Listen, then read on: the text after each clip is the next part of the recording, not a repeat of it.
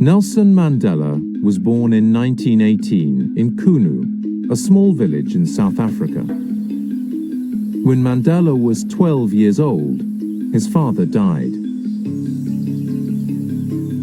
Mandela went to school and then in 1937 went to university, and after university he went to Johannesburg. In Johannesburg he saw apartheid, the segregation of blacks and whites. He lived in a poor black township and saw the terrible life of black people in the city. This experience changed his life. In 1944, Mandela joined the ANC, the African National Congress. This was the start of the road to becoming a leader in the fight against apartheid. He finished his studies and became a lawyer in 1952. He was more and more active in the fight against apartheid.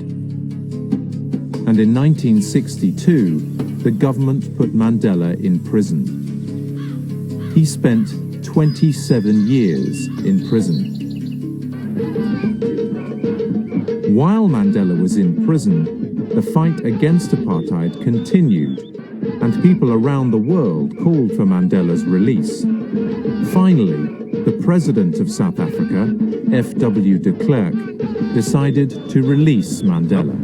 I wish to put it plainly that the government has taken a firm decision to release Mr. Mandela unconditionally.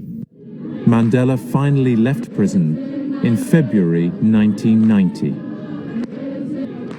There's Mr. Mandela, Mr. Nelson Mandela, a free man taking his first steps into a new South Africa. But peace didn't come easily. It was a dangerous time. Mandela called for peace, but not everybody wanted peace. Take your guns, your knives, and your pangas, and throw them into the sea.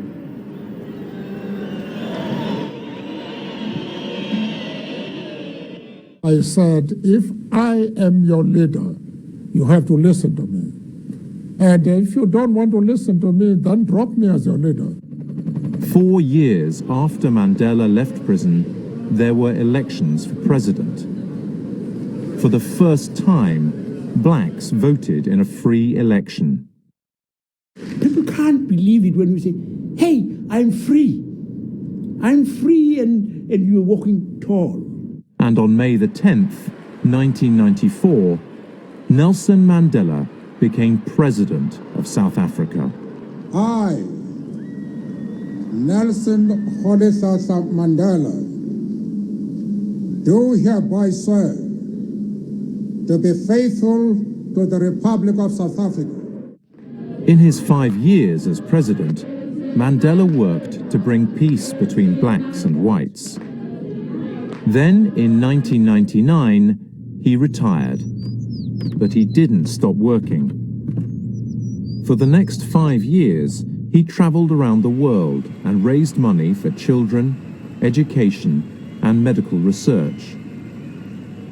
Not long before his death, he visited the family grave. He said that when he died, he wanted to be buried in Kunu, his childhood home. Nelson Mandela died on December the 5th, 2013, at the age of 95.